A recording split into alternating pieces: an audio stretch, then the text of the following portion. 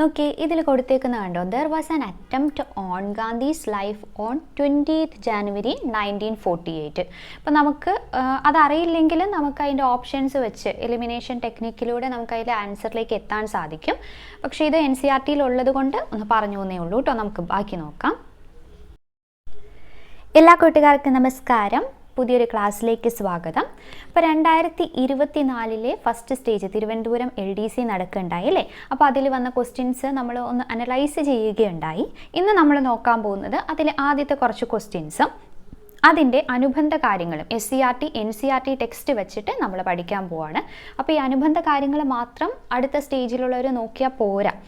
നമ്മുടെ സിലബസ് എന്താണോ ആ സിലബസ് തന്നെ പഠിക്കണം. അതിൻ്റെ കൂടെ ഇപ്പോൾ ഈ കാര്യങ്ങൾ, ഇപ്പോൾ ഒന്നാമത്തെ ക്വസ്റ്റ്യനിൽ തന്നെ 4 വൈക്കം സത്യാഗ്രഹം, ചാന്നാർ ലഹള, ക്ഷേത്രപ്രവേശന വിളംബരം, മലബാർ കലാപം, ഇതൊക്കെ നോക്കി പോകുമ്പോൾ തന്നെ നമുക്ക് കുറേ കൂടി കാര്യങ്ങൾ മനസ്സിലാവും. പിന്നെ എങ്ങാനും അല്ലേ, നമുക്ക് അറിയാം സാധാരണ രീതിയിൽ ഇതിൽ നിന്നുള്ള ചിലപ്പോൾ ഒരേപോലെയുള്ള ക്വസ്റ്റ്യൻസ്, ഒരേപോലെയല്ല, ചിലപ്പോൾ വൈക്കം സത്യാഗ്രഹമായി റിലേറ്റ് ചെയ്ത് എന്തെങ്കിലും ഒരു ക്വസ്റ്റ്യൻ അടുത്ത തവണ ചോദിച്ചിരിക്കാം. അപ്പോൾ അതുകൊണ്ട് നമുക്ക് റിലേറ്റഡ് ഫാക്ട്സിലേക്ക് കടക്കാം. അപ്പോൾ ആദ്യമായിട്ട് നമ്മുടെ ചാനൽ കാണുന്നവരുണ്ടെങ്കിൽ സബ്സ്ക്രൈബ് ചെയ്യാൻ മറക്കരുത്. അതോടൊപ്പം തന്നെ ക്ലാസ് ഇഷ്ടമാവുകയാണെങ്കിൽ ലൈക്ക് ചെയ്യുക. നിങ്ങളുടെ കൂട്ടുകാർക്കൊക്കെ ഈ ചാനൽ ഒന്ന് ഷെയർ ചെയ്ത് കൊടുക്കുക. അപ്പോൾ ഒന്നാമത്തെ ചോദ്യത്തിലേക്ക് കടക്കാം. താഴെ കൊടുത്തിരിക്കുന്നവയിൽ ശരിയായ കാലഗണനാക്രമം ഏതാണ്? വൈക്കം സത്യാഗ്രഹം, ചാന്നാർ ലഹള, ക്ഷേത്രപ്രവേശന വിളംബരം, മലബാർ കലാപം. 4 ഓപ്ഷൻസ് കൊടുത്തിട്ടുണ്ട്. നമ്മളോട് ചോദിച്ചിട്ടുള്ളത് ഇത് കറക്റ്റ് ഓർഡറിൽ അല്ലേ, കറക്റ്റ് ഓർഡർ ഏതാണെന്നാണ് ചോദിച്ചിട്ടുള്ളത്. അപ്പോൾ അതിൻ്റെ വർഷം നമുക്കറിയണമല്ലോ. ഏതൊക്കെയാണ് കറക്റ്റായിട്ടുള്ള വർഷം എന്ന് നമുക്ക് ആദ്യം നോക്കാം. വൈക്കം സത്യാഗ്രഹം എന്നാണ് ആരംഭിച്ചത്? 1924 അല്ലെ, 1924 മാർച്ച് 30 വൈക്കം സത്യാഗ്രഹം ആരംഭിച്ചത്. ഇനി ചാന്നാർ ലഹള എന്നാണ്? 1859. ചാന്നാർ ലഹള എന്നാണ്? 1859. ക്ഷേത്രപ്രവേശന വിളംബരം 1936 നവംബർ 12 അല്ലേ, നവംബർ 12 ക്ഷേത്രപ്രവേശന വിളംബരം. ഇനി മലബാർ കലാപം എന്നാണ്? 1921 മലബാർ കലാപം. ഇപ്പം എല്ലാത്തിൻ്റെ വർഷം ഒന്ന് പറഞ്ഞു നോക്കി. വൈക്കം സത്യാഗ്രഹം 1924, ചാന്നാർ ലഹള 1859, ക്ഷേത്രപ്രവേശന വിളംബരം 1936 നവംബർ 12, മലബാർ കലാപം 1921. ഓക്കെ, അപ്പം ഇത്രയും കാണുമ്പോൾ നമുക്കറിയാം ചാന്നാർ ലഹള തന്നെയാണ് ഏറ്റവും ആദ്യമുള്ളതെന്ന് മനസ്സിലാക്കുന്ന ഒരു വ്യക്തിക്ക് നമ്മൾ കഴിഞ്ഞ അനാലിസിസ് പറഞ്ഞ പോലെ തന്നെ 2 ഓപ്ഷനിലേക്ക്, ബിയും ഡിയും എന്ന് പറഞ്ഞ് 2 ഓപ്ഷനിലേക്ക് വന്നെത്താൻ വേണ്ടി സാധിക്കും. പിന്നെ അപ്പോൾ ഒന്നാമത്തെ ഏതാണ്? ചാന്നാർ ലഹളയാണെന്ന് മനസ്സിലായി. ഇനി അടുത്തത് ഏതാണ് വരുന്നത്? 1921 വരുന്നത്. 1921 അതേതാണ്? മലബാർ കലാപം. അപ്പോൾ തന്നെ നമുക്ക് ആൻസർ കിട്ടിയതാണ് 2, 4, 1, 3. ആദ്യം ചാന്നാർ ലഹള, പിന്നെ മലബാർ കലാപം, വൈക്കം സത്യാഗ്രഹം, ക്ഷേത്രപ്രവേശന വിളംബരം. അപ്പം ഇങ്ങനെയുള്ള എല്ലാ കലാപങ്ങളും സത്യാഗ്രഹങ്ങളൊക്കെ കറക്റ്റ് ഡേറ്റ് വെച്ച് പഠിക്കണം. ഇനി ഇത് പഠിക്കുമ്പോൾ വൈക്കം സത്യാഗ്രഹം നമുക്കറിയാം 100ാം വാർഷികം, അപ്പോൾ അതിൻ്റെ ഇമ്പോർട്ടൻസ് ഉണ്ട്. 1924 അല്ലേ, അപ്പോൾ ആ ഇമ്പോർട്ടൻസോട് കൂടി തന്നെ ഡീറ്റെയിൽ ആയിട്ട് നമ്മൾ പഠിച്ചു പോകണം. ഇനി നമുക്കിതിലെ SCERT ഫാക്റ്റിലേക്ക് കിടക്കാം. വൈക്കം സത്യാഗ്രഹം, ഞാൻ SCERT നമ്മൾ ഓൾറെഡി ഏതാണ് LDC ടൈം ടേബിൾ പ്രകാരം ടെലഗ്രാമിൽ 100 ദിവസം 100 സംതിങ് ദിവസത്തിൻ്റെ ടൈം ടേബിൾ ഇട്ട് പഠിച്ചിട്ടുണ്ടായിരുന്നു. അതിൽ ഞാൻ തന്നിരുന്ന ചാപ്റ്റേഴ്സ് തന്നെയാണ് എടുത്തിട്ടുള്ളത് കേട്ടോ. അപ്പോൾ വൈക്കം സത്യാഗ്രഹം നോക്കി. സ്വാതന്ത്ര്യ സമരത്തോടൊപ്പം സാമൂഹിക അസമത്വങ്ങൾക്കെതിരെയുള്ള പോരാട്ടങ്ങളുടെയും വേദിയായി ദേശീയ പ്രസ്ഥാനം മാറി. വൈക്കം ക്ഷേത്രത്തിൻ്റെ മതിൽക്കെട്ടിന് പുറത്തുള്ള വഴിയിലൂടെ അവർണ ജാതിക്കാർക്ക് സഞ്ചരിക്കുവാനുള്ള അവകാശമില്ലായിരുന്നു. ഈ വഴി എല്ലാ ജാതിക്കാർക്കും തുറന്നു കിട്ടണം എന്നാവശ്യപ്പെട്ടുകൊണ്ട് നടന്ന സമരമാണ് 1924 വൈക്കം സത്യാഗ്രഹം. ഇതിൻ്റെ ഭാഗമായി മന്നത്ത് പത്മനാഭൻ്റെ നേതൃത്വത്തിൽ നടന്ന സവർണ ജാഥയും പ്രസിദ്ധമാണ്. പൊതു ഇടങ്ങളിൽ അയിത്താചാരണത്തിനെതിരെ ഇന്ത്യയിൽ നടന്ന ശ്രദ്ധേയമായ സമരമായിരുന്നു ഇത്. അപ്പോൾ ഇവിടെ 1924 വൈക്കം സത്യാഗ്രഹം. പിന്നെ സവർണ ജാഥ ആരാണ് നയിച്ചത്? മന്നത്ത് പത്മനാഭനാണ് എന്നുള്ളത് ഓർത്തു വയ്ക്കാം. ഇനി ബോക്സിൽ സവർണ ജാഥ എന്താണെന്ന് നമുക്ക് പഠിക്കണ്ടേ, നോക്കാം. വൈക്കം സത്യാഗ്രഹത്തോട് പിന്തുണ പ്രഖ്യാപിച്ച് മന്നത്ത് പത്മനാഭൻ്റെ നേതൃത്വത്തിൽ എന്നാണ് 1924 നവംബർ 1 സവർണരെ പങ്കെടുപ്പിച്ച് വൈക്കം ക്ഷേത്ര നടയിൽ നിന്നും തിരുവനന്തപുരത്തേക്ക് ഒരു ജാഥ പുറപ്പെട്ടു. അപ്പം ഡേറ്റ് ഓർത്തു വയ്ക്കുക, 24 നവംബർ 1 എവിടെ മുതൽ എവിടം വരെയാണ്? വൈക്കം ക്ഷേത്ര നടയിൽ നിന്ന് തിരുവനന്തപുരത്തേക്ക് ഒരു ജാഥ പുറപ്പെട്ടു. വൈക്കം ക്ഷേത്രത്തിലേക്കുള്ള എല്ലാ വഴികളും ജാതിമത ഭേദമന്യേ എല്ലാവർക്കും തുറന്നു കൊടുക്കണമെന്ന് അഭ്യർത്ഥിച്ച് അവർ മഹാറാണി സേതു ലക്ഷ്മിഭായിക്ക് ഒരു നിവേദനം സമർപ്പിച്ചു. അപ്പം ഇതിൽ തന്നെ 3 പോയിന്റ് ഓർത്തു വയ്ക്കാം. 1924 നവംബർ 1 വൈക്കം ക്ഷേത്ര നടയിൽ നിന്നും തിരുവനന്തപുരത്തേക്ക്. പിന്നെ നിവേദനം സമർപ്പിച്ചത് ആർക്കായിരുന്നു? സേതു ലക്ഷ്മിഭായിക്കാണ് നിവേദനം സമർപ്പിച്ചത്. ഓക്കെ ആണല്ലോ. വൈക്കം സത്യാഗ്രഹം, അതിൻ്റെ കൂടെ 2-3 പോയിന്റ്സും കൂടി നമുക്ക് പറഞ്ഞു പോവാം. വൈക്കം സത്യാഗ്രഹം ഇന്ത്യയിൽ അയിത്തത്തിനെതിരായി നടന്ന ആദ്യത്തെ സംഘടിത കലാപമാണ്. അയിത്തത്തിനെതിരായി നടന്ന ആദ്യത്തെ സംഘടിത കലാപമാണെന്ന് പറയാം അല്ലേ. പിന്നെ ആരംഭിച്ചത് 1924 മാർച്ച് 30, നമ്മൾ പറഞ്ഞു മാർച്ച് 30. ഇനി ഈ സത്യാഗ്രഹം ആരംഭിച്ച വ്യക്തികൾ ആരൊക്കെയാണ്? സത്യാഗ്രഹം ആരംഭിച്ച വ്യക്തികൾ ഇമ്പോർട്ടൻ്റ് ആണ്. ആരൊക്കെയാണ്? കുഞ്ഞാപ്പി, ബാഹുലേയൻ, പിന്നെയോ ഗോവിന്ദ പണിക്കർ. കുഞ്ഞാപ്പി, ബാഹുലേയൻ, ഗോവിന്ദ പണിക്കർ. ഓക്കെ. അപ്പോൾ ഇതെങ്ങനെയാണ് ഇവർ പോയിക്കൊണ്ടിരുന്നത്? കുഞ്ഞാപ്പി, പുലയ, ഈഴവ, നായർ സമുദായങ്ങളിലുള്ളവരാണ് ഈ കുഞ്ഞാപ്പി, ബാഹുലേയൻ, ഗോവിന്ദ പണിക്കർ എന്ന് പറയുന്നത് കേട്ടോ. അപ്പോൾ ഓരോ ദിവസവും അവർണ സവർണ വിഭാഗത്തിൽപ്പെട്ട 3 പേര് എന്ത് ചെയ്യും? അവർണർക്ക് പ്രവേശനമില്ല എന്നെഴുതിയ ബോർഡിൻ്റെ പരിധി കടന്ന് ക്ഷേത്രത്തിൽ പോയി.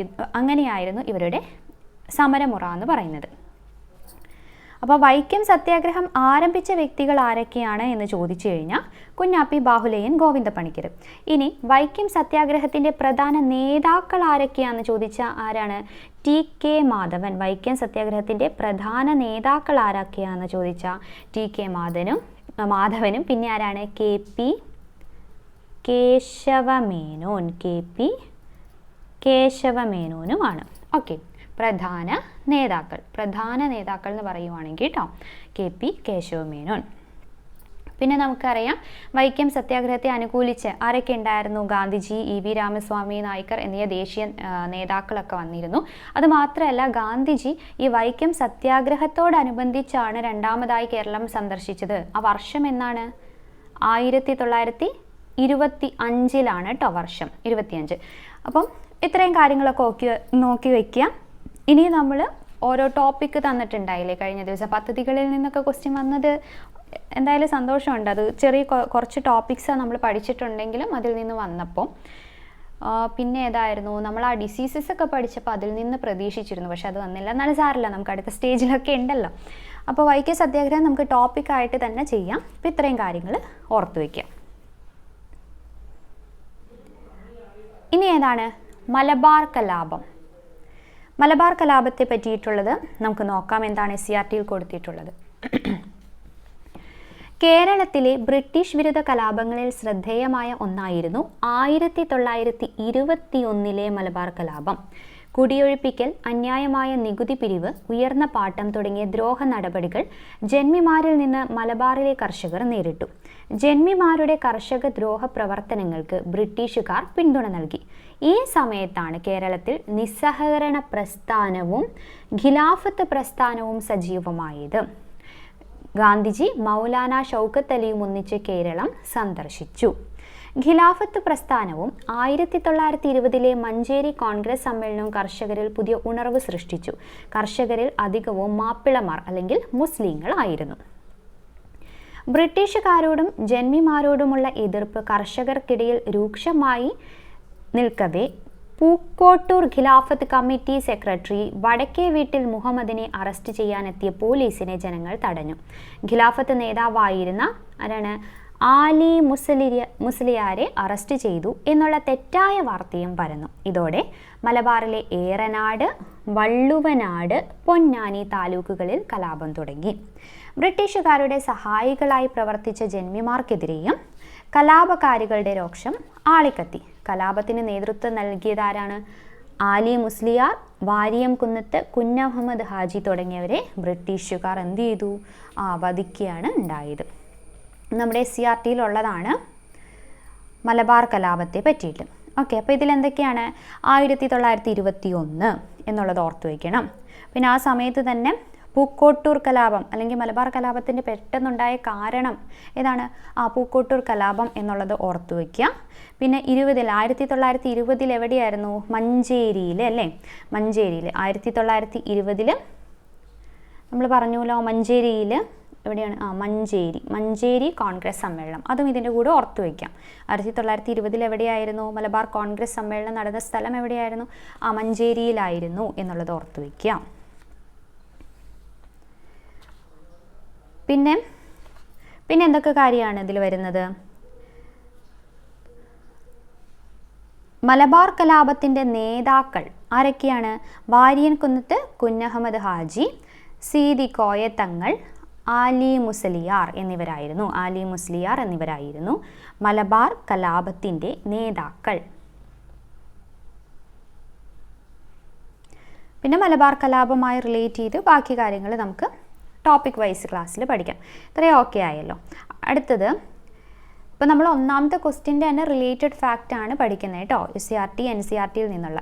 അടുത്ത ചാന്നാർ കലാപം അല്ലെങ്കിൽ ചാന്നാർ ലഹള. എന്താണ് ചാന്നാർ കലാപം അല്ലെങ്കിൽ ചാന്നാർ ലഹളയെ പറ്റിയിട്ട് നോക്കാനുള്ളത്? സാമൂഹിക നീതി സംരക്ഷിക്കുന്നതിനായി നടന്ന ആദ്യകാല സമരങ്ങളിൽ പ്രധാനപ്പെട്ട ഒന്നായിരുന്നു തെക്കൻ തിരുവിതാംകൂറിൽ നടന്ന ചാന്നാർ കലാപം.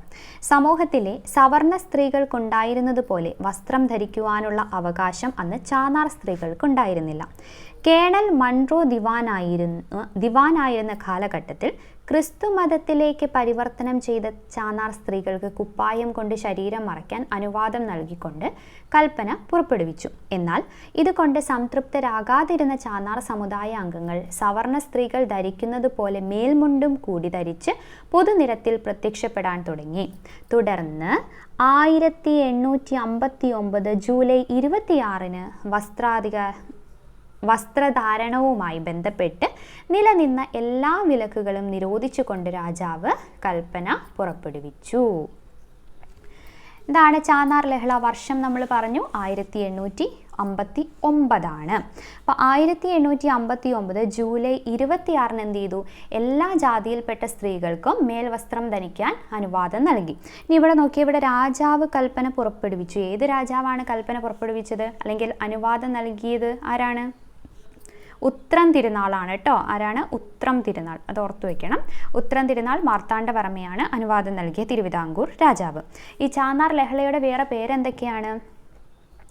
ചാന്നാർ ലഹള അറിയപ്പെടുന്ന വേറെ പേരെന്തൊക്കെയാണ്? മേൽമുണ്ട് സമരം, മാറുമറയ്ക്കൽ സമരം എന്നൊക്കെ അറിയപ്പെടുന്നത് ചാന്നാർ ലഹളയാണ്. ഇനി ഈ ചാന്നാർ ലഹളയ്ക്ക് പ്രചോദനമായ ആത്മീയ നേതാവ് ആരാണ്? ചാന്നാർ ലഹളയ്ക്ക് പ്രചോദനമായ ആത്മീയ നേതാവ് ആരാണ് എന്ന് ചോദിച്ചാൽ ആരാണത്? വൈകുണ്ഠസ്വാമിയാണ് കേട്ടോ. ആരാണ്? വൈകുണ്ഠസ്വാമികൾ.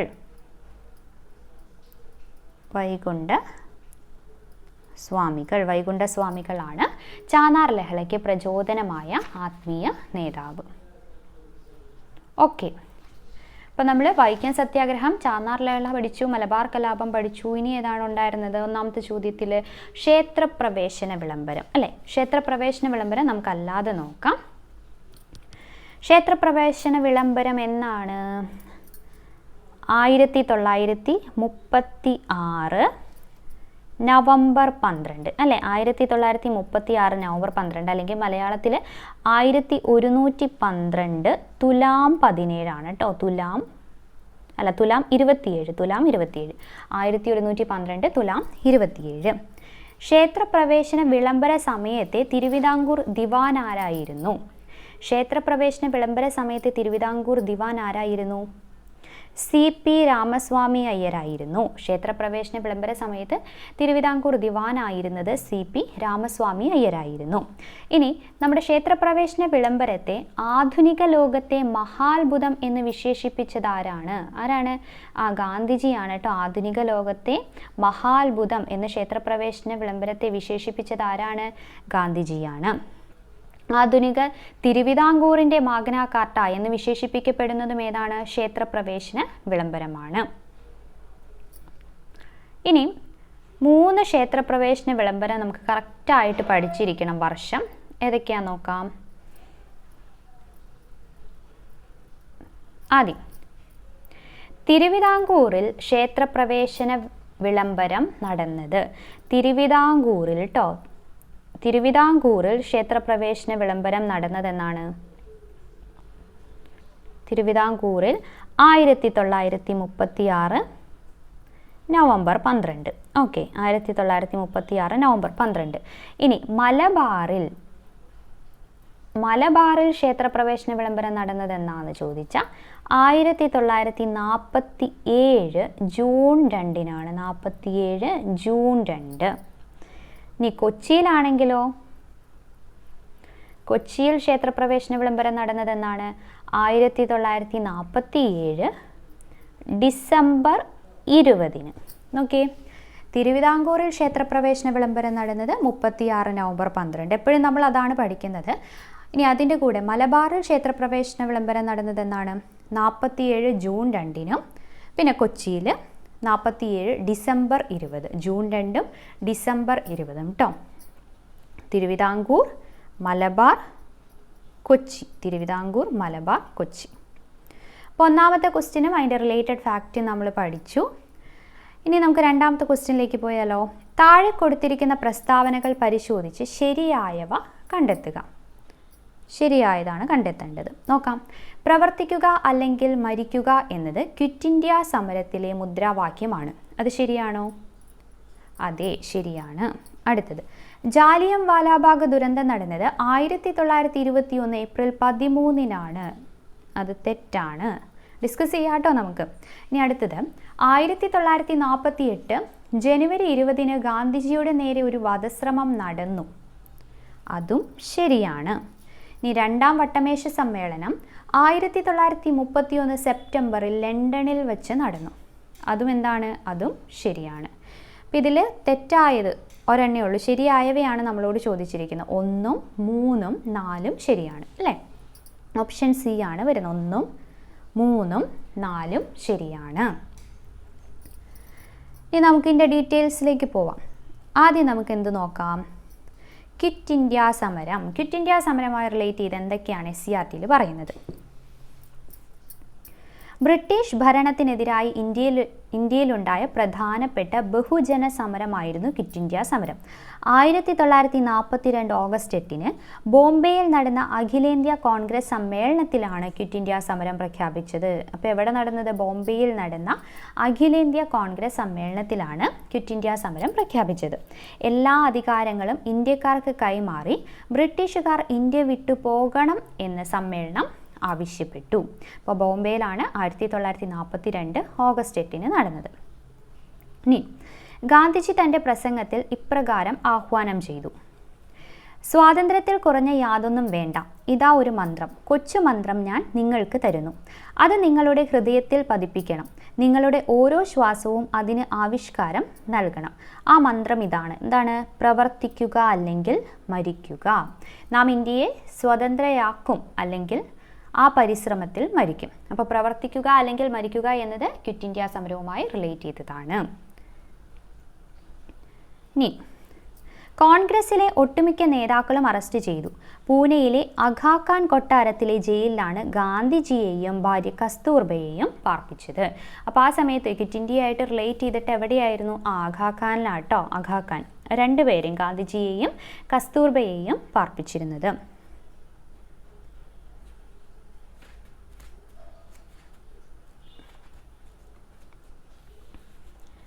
ജയിൽവാസത്തിനിടയിൽ 1944 ഫെബ്രുവരി 22-ന് 1944 ഫെബ്രുവരി 22-ന് കസ്തൂർബ ഗാന്ധി മരിച്ചു. 1944 കേട്ടോ. 44 ഫെബ്രുവരി 22. 44 ഫെബ്രുവരി 22-ന് എന്ത് പറ്റി? കസ്തൂർബ ഗാന്ധി മരിച്ചു. അപ്പോൾ രണ്ടുപേരെയും അഗാഖാൻ ജയിലിലായിരുന്നു ആക്കിയിരുന്നത്. ജയിൽ വളപ്പിൽ തന്നെ ശവസംസ്കാരം നടത്തി. ഒളിവിൽ കഴിഞ്ഞുകൊണ്ട് ക്വിറ്റ് ഇന്ത്യ സമരത്തിന് അരുണ ആസിഫ് അലി, ജയപ്രകാശ് നാരായണൻ തുടങ്ങിയവർ നേതൃത്വം നൽകി. അരുണ ആസിഫ് അലിയെ ക്വിറ്റ് ഇന്ത്യ സമരനായിക എന്ന് ഗാന്ധിജി വിശേഷിപ്പിച്ചു. അപ്പോൾ ക്വിറ്റ് ഇന്ത്യ സമരനായിക ആരാണ്? അരുണ ആസിഫ് അലിയാണ്. ആരാണ് അങ്ങനെ വിശേഷിപ്പിച്ചത്? അരുണ ആസിഫ് അലിയെ അങ്ങനെ വിശേഷിപ്പിച്ചത് ആരാന്ന് ചോദിച്ചാൽ ആരാണ്? ഗാന്ധിജിയാണ്.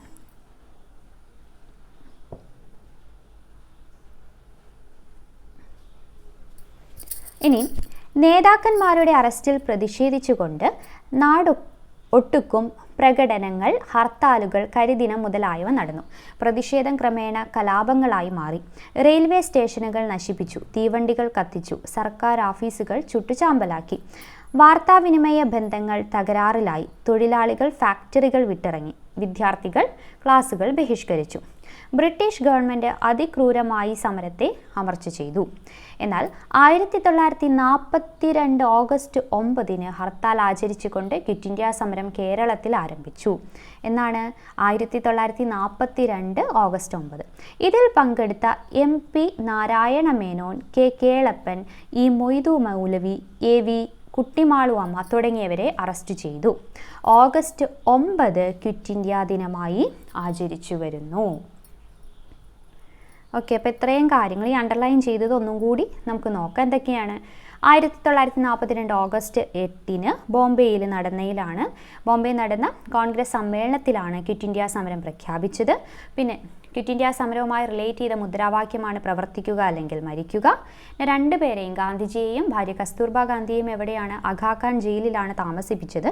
1942 ഫെബ്രുവരി 22 അവിടെ വെച്ച് കസ്തൂർബ ഗാന്ധി എന്ത് ചെയ്തു? അന്തരിച്ചു. പിന്നെ ഒളിവിൽ കഴിഞ്ഞുകൊണ്ട് ഈ സമരത്തിന് നേതൃത്വം നൽകിയതാണ് അരുണ ആസിഫ് അലിയും ജയപ്രകാശ് നാരായണനും. ഈ അരുണ ആസിഫ് അലിയെ നമ്മൾ ക്വിറ്റ് ഇന്ത്യ സമരനായിക എന്ന് പറയുന്നു. ആരാണ് വിശേഷിപ്പിച്ചത്? ഗാന്ധിജിയാണ് വിശേഷിപ്പിച്ചത്. പിന്നെ 1942 ഓഗസ്റ്റ് 9 കേരളത്തിൽ ക്വിറ്റ് ഇന്ത്യ സമരം ആരംഭിക്കുകയുണ്ടായി. അതിൽ പങ്കെടുത്തത് ആരൊക്കെയാണ്? MP Narayana Menon, K Kelappan, E Moidu മൗലവി, AV കുട്ടിമാളു അമ്മ എന്നിവരാണ്. ഓഗസ്റ്റ് 9 ക്വിറ്റ് ഇന്ത്യ ദിനമായി ആചരിച്ചു വരുന്നു.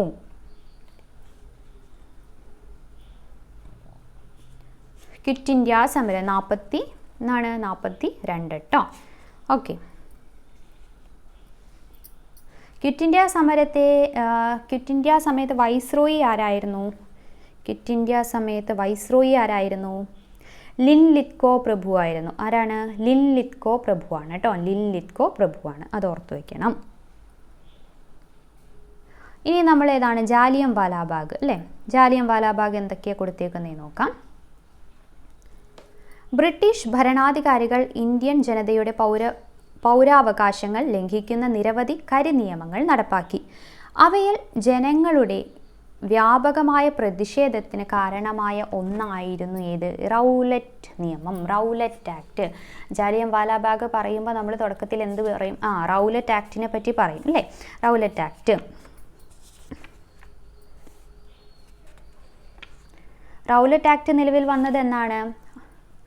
1919 മാർച്ച് 10 കേട്ടോ. പാസ്സാക്കിയത് 1919 ഫെബ്രുവരിയിലാണ്. നിലവിൽ വന്നത് 1919 മാർച്ച് 10. നോട്ട് ചെയ്ത് വയ്ക്കാം. ഇപ്പോൾ റൗലറ്റ് നിയമം എന്തായിരുന്നു? റൗലറ്റ് നിയമങ്ങളിൽ ബ്രിട്ടീഷ് സർക്കാരിന് പറയുന്ന അധികാരങ്ങൾ നോക്കി. ഈ 4 പഠിക്കണേ, റൗലറ്റ് ആക്ട് ആയിട്ട് റിലേറ്റ് ചെയ്ത്. ഏതൊരു ഇന്ത്യക്കാരനെയും വാറൻ്റ് ഇല്ലാതെ അറസ്റ്റ് ചെയ്യാം.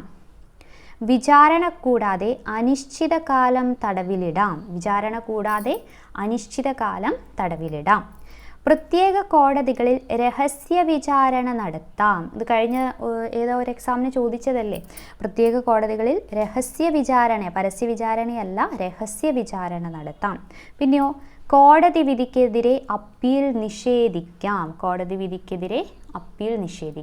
4 പോയിന്റും റൗലറ്റ് ആക്ട് ആയിട്ട് റിലേറ്റ് ചെയ്ത് ഓർത്ത് വയ്ക്കണം. റൗലറ്റ് നിയമത്തിന് ബ്രിട്ടീഷ് സർക്കാരിന് ഉണ്ടായിരുന്ന അധികാരങ്ങളാണ് കൊടുത്തിട്ടുള്ളത്. നമുക്ക് ചിലപ്പോൾ അടുത്താണ് ഇതായിരിക്കും ചോദിക്കുന്നത്, ഇതിൽ റൗലറ്റ് നിയമമായി റിലേറ്റ് ചെയ്തതല്ലാത്തത് ഏത് എന്ന രീതിയിലൊക്കെ. ഓക്കെ, ഈ നിയമത്തിനെതിരെ ജനങ്ങൾ പ്രക്ഷോഭം ആരംഭിച്ചു. പ്രകടനങ്ങൾ, ഉപവാസങ്ങൾ, ഹർത്താലുകൾ, നിയമലംഘനങ്ങൾ എന്നിവ നടത്തി. 1919 ഏപ്രിൽ 6 രാജ്യം മുഴുവൻ കരിദിനം ആചരിക്കാൻ ഗാന്ധിജി ആഹ്വാനം ചെയ്യുന്നു. അപ്പം 1919 ഏപ്രിൽ 6 ഗാന്ധിജി എന്ത് പറഞ്ഞു? ദേശീയ വ്യാപകമായി ഹർത്താലിന് ആഹ്വാനം ചെയ്തു. എന്തിനെതിരെയായിരുന്നു അത്? റൗലറ്റ് ആക്ടിനെതിരെ. അപ്പോൾ 1919 ഏപ്രിൽ 6 റൗലറ്റ് ആക്ടിനെതിരെ ദേശീയ വ്യാപകമായി ഗാന്ധിജി ഹർത്താലിന് ആഹ്വാനം ചെയ്തു. അഭൂതപൂർവമായ പ്രതികരണമാണ് ഈ ആഹ്വാനത്തിന് ലഭിച്ചത്. പഞ്ചാബിൽ സമരത്തിന് നേതൃത്വം നൽകിയ ഡോക്ടർ സത്യപാൽ, ഡോക്ടർ സെയ്ഫുദ്ദീൻ കിച്ലു എന്നിവരെ അറസ്റ്റ് ചെയ്തു.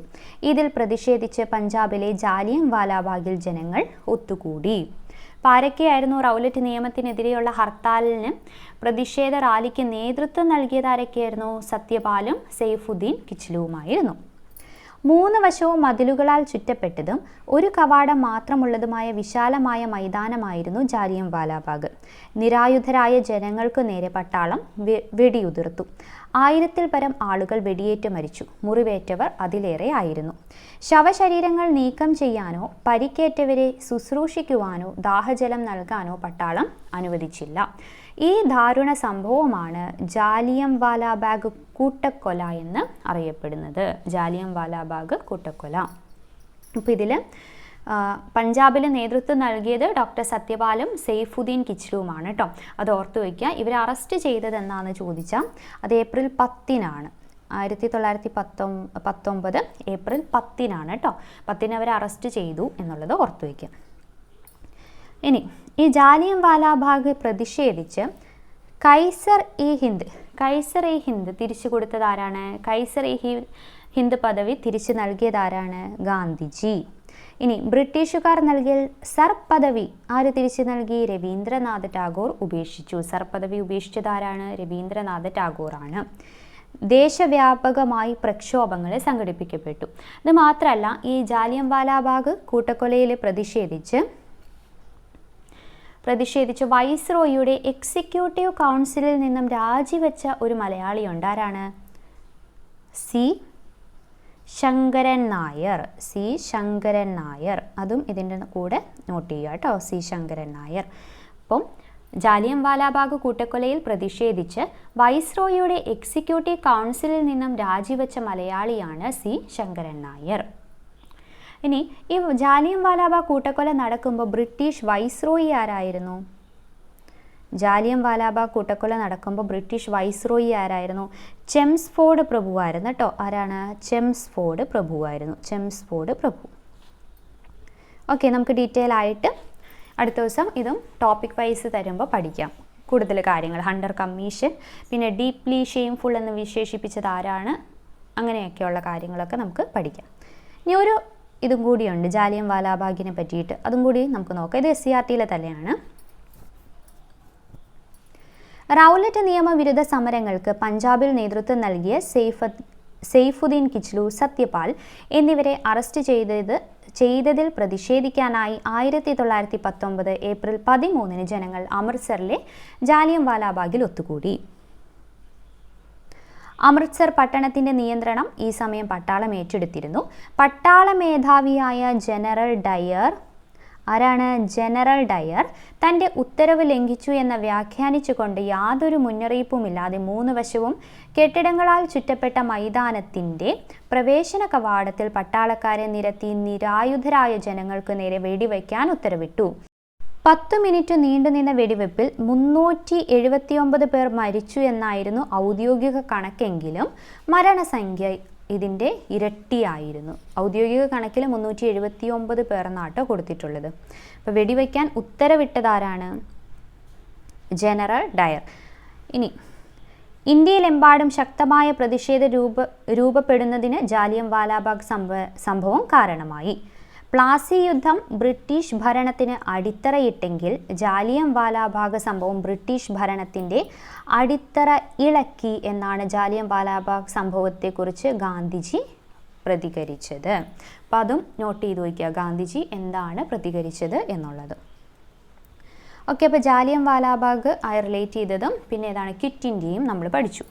ഇനി നമുക്ക് അപ്പോൾ ജാലിയൻ വാലാബാഗ് ക്വസ്റ്റ്യനിൽ തന്നിരിക്കുന്ന തെറ്റാന്ന് മനസ്സിലായില്ലേ? 1921 അല്ല, 1919. ഇനി നമുക്ക് ഗാന്ധിജിയുടെ അസാസിനേഷൻ, വധശ്രമം നടന്നൊരു കാര്യം പറയുന്നുണ്ടല്ലോ, അതെന്താണെന്ന് നമുക്ക് നോക്കാം. NCERTയിലുള്ളൊരു ഫാക്റ്റാണ്. There was an attempt on Gandhi's life on 20th January 1948. ഇത്ര മാത്രമേ പറയുന്നുള്ളൂ, അത് ഡൽഹിയിൽ വെച്ചാണ് എന്നുള്ളത് ഒന്ന് ഓർത്തു വയ്ക്കാം. But he carried on undone. On 26th January he spoke at his prayer meeting of how that day and had been celebrated in the past as Independence Day. പിന്നെ ഈ ഡേറ്റ് ഒന്ന് ഓർത്തു വയ്ക്കുക കേട്ടോ. പിന്നെ അതിനെ പറ്റിയിട്ട് അദ്ദേഹം പറയുന്ന കുറച്ച് കാര്യങ്ങളാണ് കൊടുത്തിട്ടുള്ളത്, അത് വായിച്ചില്ലെങ്കിലും വേണ്ടിയില്ല, ഡേറ്റ് ഓർത്തു വയ്ക്കാം. പിന്നെ നമുക്ക് എന്താ വട്ടമേശ സമ്മേളനവും കൂടി ഇതിൻ്റെ കൂടെ നോക്കിപ്പോവാം. വട്ടമേശ സമ്മേളനം എത്രണ്ണം ഉണ്ടായിരുന്നു? എത്രണ്ണമായിരുന്നു? 3 എണ്ണം അല്ലേ? 3 വട്ടമേശ സമ്മേളനം. അത് ഞാൻ അല്ലാതെ പറഞ്ഞുതരാം കേട്ടോ. ഒന്നാം വട്ടമേശ സമ്മേളനം എന്നാണ്?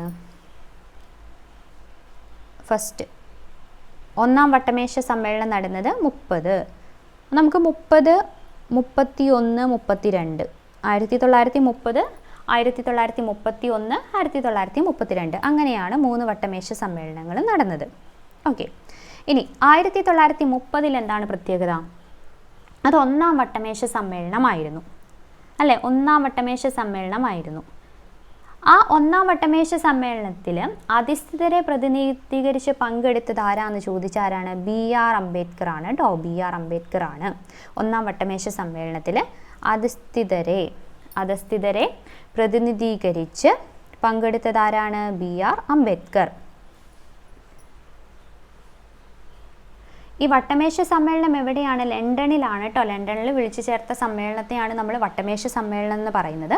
ഒന്നാം വട്ടമേശ സമ്മേളനം നടക്കുമ്പോൾ ഇന്ത്യയിലെ വൈസ്രോയി ആരായിരുന്നു? ഇർവിൻ പ്രഭുവായിരുന്നു. BR അംബേദ്കർ ഇർവിൻ പ്രഭുവായിരുന്നു കേട്ടോ. ഇനി രണ്ടാം വട്ടമേശ സമ്മേളനം 31-ലാണ്. ഈ രണ്ടാം വട്ടമേശ സമ്മേളനത്തെ ഇന്ത്യൻ വൈസ്രോയി ആരാന്ന് ചോദിച്ചാൽ, ബ്രിട്ടീഷിൽ ഇന്ത്യ വൈസ്രോയി ആരാന്ന് ചോദിച്ചാൽ അതാരാണ്? വെല്ലിംഗ്ടൺ പ്രഭു. ഇവിടെയാണ് ആര് പങ്കെടുത്തത്? ഗാന്ധിജി പങ്കെടുത്തത്. രണ്ടാമത്തേലായിരുന്നു ആര് പങ്കെടുത്തത്? ഗാന്ധി പങ്കെടുത്ത ഏകവട്ടമേശ സമ്മേളനമാണ്. ഗാന്ധി മാത്രമല്ല, ഇവിടെയും അധസ്ഥിത വിഭാഗത്തെ പ്രതിനിധീകരിച്ചിട്ടുണ്ടായിരുന്നത് BR അംബേദ്കർ ആണ്. പിന്നെ കോൺഗ്രസിനെ പ്രതിനിധീകരിച്ചാണ് ഗാന്ധിജി പങ്കെടുത്തത്. ഹിന്ദു മഹാസഭയെ പ്രതിനിധീകരിച്ച മദൻ മോഹൻ മാളവ്യ പങ്കെടുക്കുകയുണ്ടായി. നാട്ടുരാജ്യങ്ങളെ പ്രതിനിധാനം ചെയ്ത് സർദാർ KM പണിക്കരും. പിന്നെ വട്ടമേശ സമ്മേളനത്തിൽ ഇന്ത്യൻ വനിതകളെ പ്രതിനിധാനം ചെയ്ത ആരാണ്? സരോജിനി നായിഡു പങ്കെടുക്കുകയുണ്ടായി. ഇത്രയും കാര്യങ്ങൾ ഇവിടെ ഓർത്തു വയ്ക്കണം. ഇനി മൂന്നാം വട്ടമേശ സമ്മേളനം 1932-ലാണ് ഉണ്ടായിരുന്നത്. അവിടെ ആര് പങ്കെടുത്തില്ല? INC പങ്കെടുത്തില്ല. ഓക്കെ, ഇവിടെ ആരുണ്ടായിരുന്നു? ഡോക്ടർ BR അംബേദ്കർ പങ്കെടുത്തു. BR അംബേദ്കർ ഇവിടെ പങ്കെടുക്കുകയുണ്ടായി. പിന്നെ 3 വട്ടമേശ സമ്മേളനത്തിലും പങ്കെടുത്ത ദേശീയ നേതാക്കൾ ആരൊക്കെയാണെന്ന് ചോദിച്ചാൽ ആരാണ്? BR അംബേദ്കറും തേജ് ബഹാദൂർ സപ്രുവുമാണ്. അത് ഓർത്ത് വയ്ക്കുക. അടുത്ത ചോദ്യം, താഴെ കൊടുത്തിട്ടുള്ള പ്രസ്താവനകളിൽ നോർത്ത് അറ്റ്ലാന്റിക് ട്രീറ്റി ഓർഗനൈസേഷനുമായി ബന്ധമില്ലാത്തത് ഏതാണ്? ബന്ധം ഇല്ലാത്തതാണ് ചോദിച്ചിട്ടുള്ളത് അല്ലേ? നോക്കാം. 1949-ലാണ് ഇത് സ്ഥാപിതമായത്. ശരിയുള്ള നമുക്ക് ടിക്കറ്റ് പോവാം. ശരിയാണ്. ഇതിൻ്റെ ആസ്ഥാനം ജനീവയാണ്. തെറ്റാണ് അല്ലേ? പിന്നെയോ ഇതിൽ അവസാനമായി ചേർന്ന രാജ്യം സ്വീഡനാണ്. അതും ശരിയാണ്. അവസാനമായി ചേർന്ന രാജ്യം സ്വീഡനാണ്.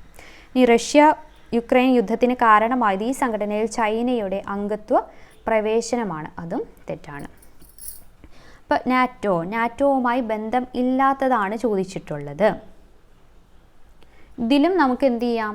ഓപ്ഷൻസ് നോക്കി എലിമിനേഷൻ ടെക്നിക്കിലൂടെ നമുക്ക് ഇതിലും ആൻസർ കണ്ടെത്താൻ പറ്റും. അപ്പോൾ ഒരു ഓപ്ഷനോ 2 ഓപ്ഷനോ മിനിമം അറിയുന്നവർക്ക് തന്നെ നമുക്ക് സുഖമായിട്ട് കണ്ടെത്താൻ പറ്റും. അപ്പോൾ ഇനിയുള്ള സ്റ്റേജുകളിലുള്ളവർ കൃത്യമായിട്ട് ഓപ്ഷൻസ് കറക്റ്റായിട്ട് നോക്കുക. ഇപ്പം ആസ്ഥാനം ജനീവ എന്നുള്ളത് തന്നെ തെറ്റാണ് അല്ലേ? ഏതാണ്? നാറ്റോയുടെ ആസ്ഥാനം ഏതാണ്? ബ്രസൽസ്, ബെൽജിയം അല്ലേ? അപ്പോൾ അത് അറിയാവുന്നവർക്ക് തന്നെ നമുക്കറിയാം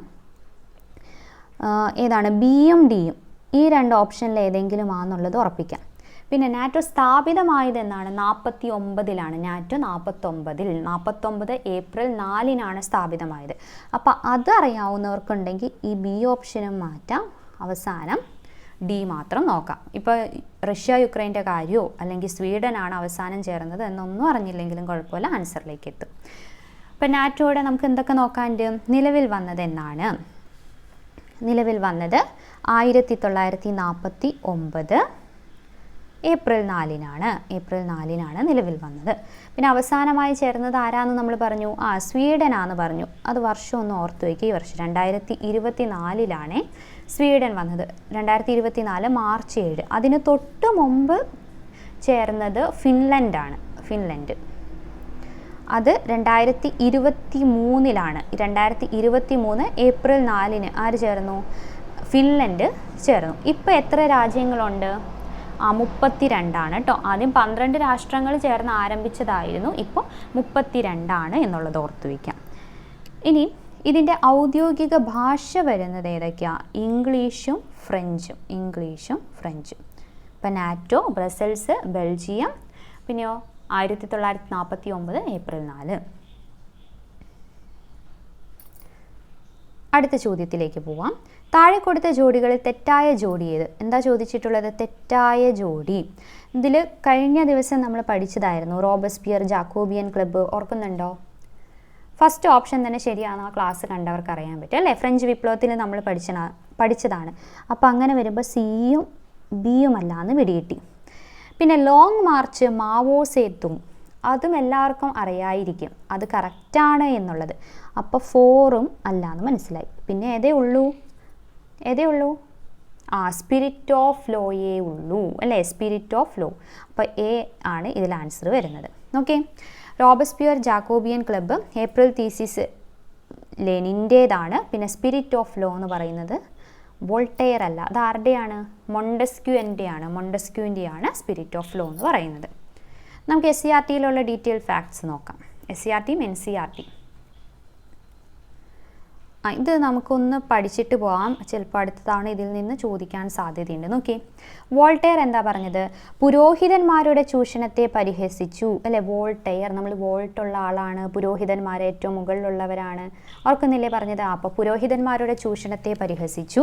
പിന്നെയോ യുക്തിചിന്ത, സമത്വം, മനുഷ്യസ്നേഹം എന്നിവ പ്രോത്സാഹിപ്പിച്ചു. യുക്തിചിന്ത, സമത്വം, മനുഷ്യസ്നേഹം എന്നിവ പ്രോത്സാഹിപ്പിച്ചു. ഇനി റൂസോയുടെ എന്തായിരുന്നു? സോഷ്യൽ കോൺട്രാക്റ്റ് റൂസോയുടേത് അല്ലേ? അത് മറന്നു പോരുത് കേട്ടോ. സോഷ്യൽ കോൺട്രാക്റ്റിൻ്റെ കാര്യം ഓർത്തു വയ്ക്കണം. സ്വതന്ത്രമായി ജനിക്കുന്ന മനുഷ്യൻ എവിടെയും ചെങ്ങലയിലാണ് എന്ന പ്രസ്താവനയിലൂടെ സ്വാതന്ത്ര്യത്തിൻ്റെ പ്രാധാന്യം വ്യക്തമാക്കിയത് ആരാണ്? റൂസോയാണ്. ജനങ്ങളാണ് പരമാധികാരികൾ എന്ന് പ്രഖ്യാപിച്ചതും റൂസോയാണ്. ഈ മൊണ്ടസ്ക്യൂ എന്ത് പറഞ്ഞു? ജനാധിപത്യത്തെയും റിപ്പബ്ലിക്കിനെയും പ്രോത്സാഹിപ്പിച്ചു. ഗവൺമെൻറ്റിനെ നിയമനിർമ്മാണം, കാര്യനിർവഹണം, നീതിന്യായം എന്നീ വിഭാഗങ്ങളായി തിരിക്കണമെന്നും വാദിച്ചു. അതാരാണ്? മൊണ്ടസ്ക്യൂ ആണ്. നമ്മുടെ ഓപ്ഷൻ, തെറ്റായ ഓപ്ഷൻ ഏതായിരുന്നു? Spirit of law. വോൾട്ടെയർ അല്ല, ഇതാരുടെയാണ്? മൊണ്ടസ്ക്യൂൻ്റെയാണെന്ന് നമ്മൾ പറഞ്ഞു. നമുക്ക് നോക്കാം. Okay. In the spirit of the laws, Montesquieu proposed a division of power within the government between legislative, executive and judiciary. ഇതാണ് നമ്മൾ ആദ്യം പറഞ്ഞത്. എങ്ങനെയൊക്കെ തിരിച്ചു എന്നാണ് പറഞ്ഞത്? നിയമനിർമ്മാണം, കാര്യനിർവഹണം, നീതിന്യായം.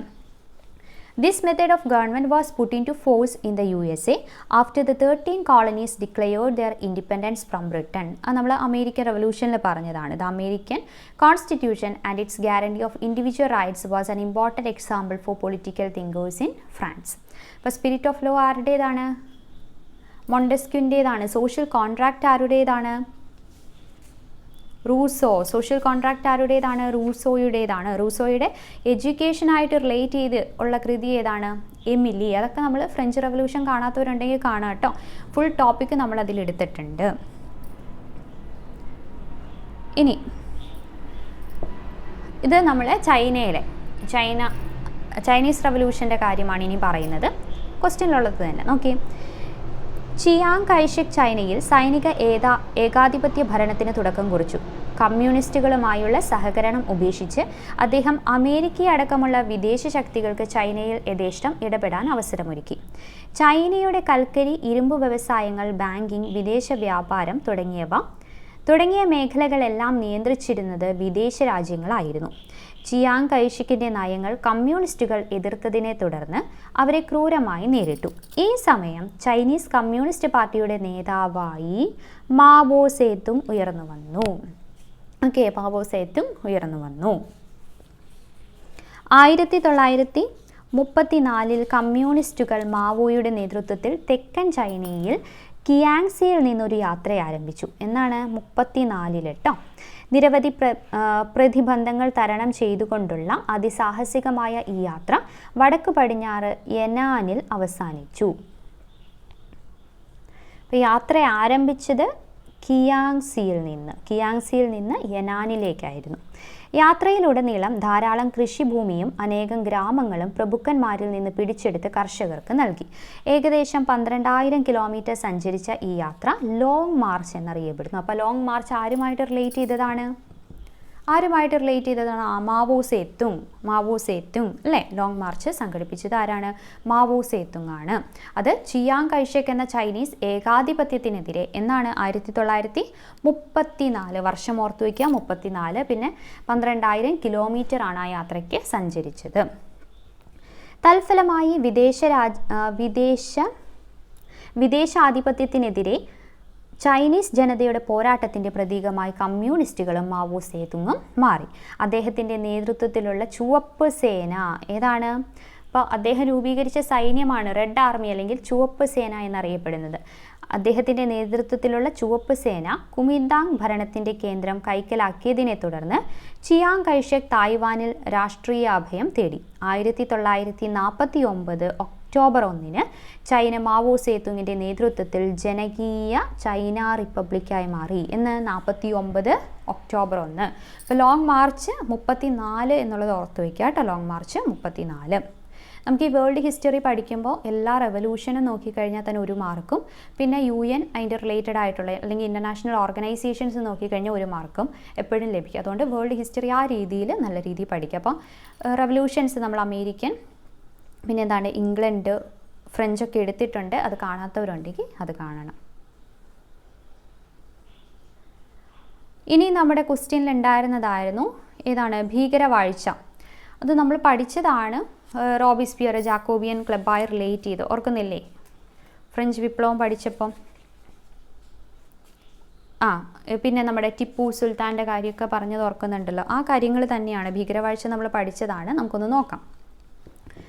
1793 ജൂലൈയിൽ ഫ്രാൻസിൻ്റെ ആഭ്യന്തര കാര്യങ്ങൾ നിയന്ത്രിക്കുന്നതിനായി റോബിസ്പിയറുടെ നേതൃത്വത്തിൽ ഒരു പൊതുസുരക്ഷാ കമ്മിറ്റി രൂപീകരിച്ചു. അപ്പോൾ പൊതുസുരക്ഷാ കമ്മിറ്റിക്ക് നേതൃത്വം നൽകിയത് ആരാണ്? റോബിസ്പിയർ ആണ്. ഇനിയോ മിറാബോ, ഡാന്റൺ തുടങ്ങിയവർ ഇതിലെ അംഗങ്ങളായിരുന്നു. ശത്രുക്കളെന്ന് തോന്നിയ എല്ലാവരെയും അവർ ഗില്ലറ്റിൻ എന്ന യന്ത്രം ഉപയോഗിച്ച് നിഷ്കരുണം വധിച്ചു.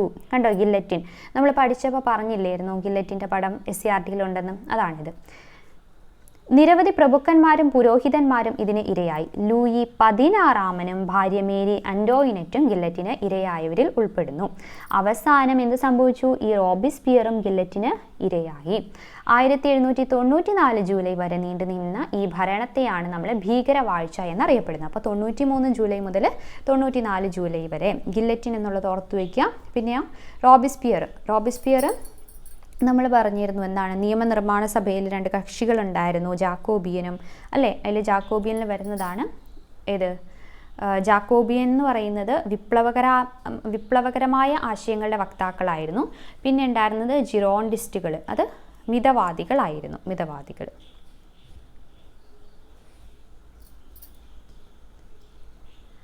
ഓക്കെ, അപ്പം നമ്മൾ റോബിസ്പിയർ പഠിച്ചു. പിന്നെ സ്പിരിറ്റ് ഓഫ് ലോ ആരുടേതാണെന്നാണ് പഠിച്ചത്?